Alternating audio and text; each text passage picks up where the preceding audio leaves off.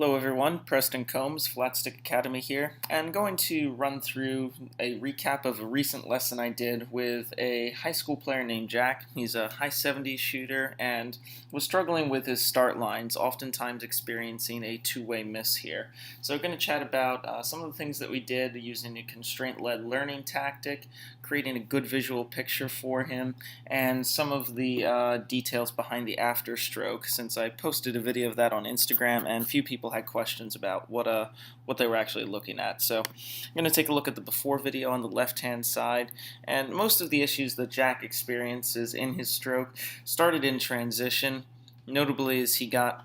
post-impact here, where you'll see the left shoulder rising and a lot of tilting away from the target in an effort to keep the face open. I'm going to play this a couple of more times here so you can see the left shoulder rising, that face being held pretty far open by the time he gets through the hitting area there. And want to take a look at the stroke using Sam Putlab 3D here, so you can also have a clear picture as to what the swing direction looked like, and you can definitely see that leftward path there, and consequently that need to raise the left shoulder and try to hold the face open in order to get the ball started online. In the event Jack didn't keep the face open very well because of the very leftward swing direction, that's part of where he was experiencing his two-way miss. So we had a brief chat about understanding his tilting and turning rates, understanding that if the left shoulder rose really quickly, that would force him to keep the face open, and that would also start pulling the left hand in and closer to him, which would consequently create that leftward path that you're seeing here in the video. So some of the things that I know about Jack based on his history was that he's very good in a constraint-led learning environment. So you'll see in the after video here that I'm going to zoom in on for us, that we're using the Visio-Me putting template, so he has a clear picture as to what the direction of the putter path needs to be. And also you'll see Nerf darts set up on the inside of his putter path. That's just to give him a visual that he can't have that left hand and putter head traveling inward post impact there. You'll see him doing a fantastic job incorporating the less tilt away from the target. You'll see the face of the putter releasing more, and you'll see that last Nerf dart at the end of the Visio mat there, really making sure that that ball starts on a good line, and again the face starting to close more through the hitting area so he can get balls started on line a little bit more effectively. Again, the biggest positive change here is that he's not tilting away from the target at a very high rate of speed and leaving the face open through the hitting area.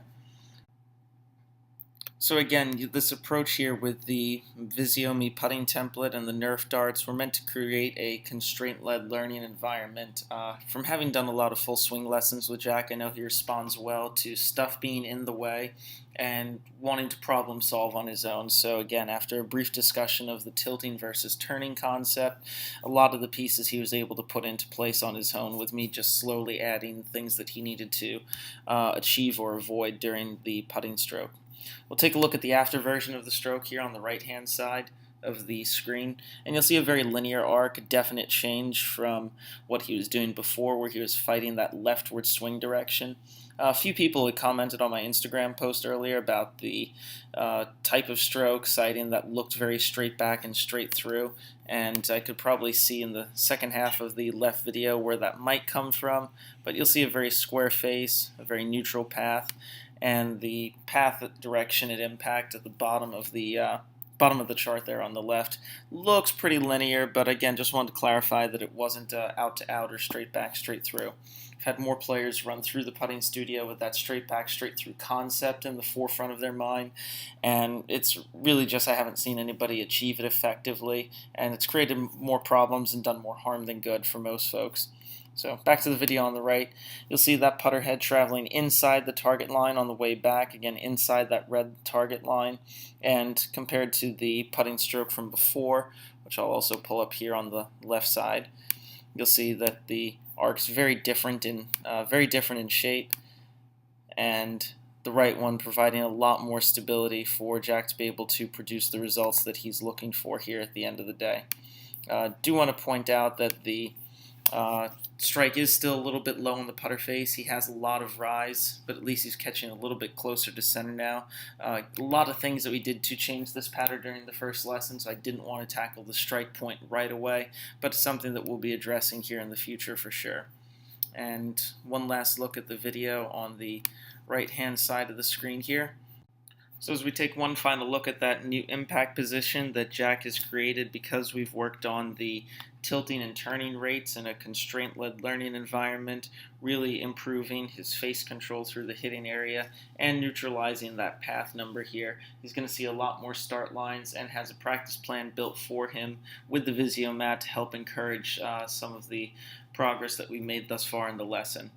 If you're looking for more information about some of my other constraint-led learning techniques, or if you are interested in getting a VisioMat for yourself or any of your students, you can reach out to me via Instagram or Twitter at pcombs21, and you can also check out my website at www.yourpargolf.com. Thanks a lot for taking a look today, and happy Thanksgiving, everybody.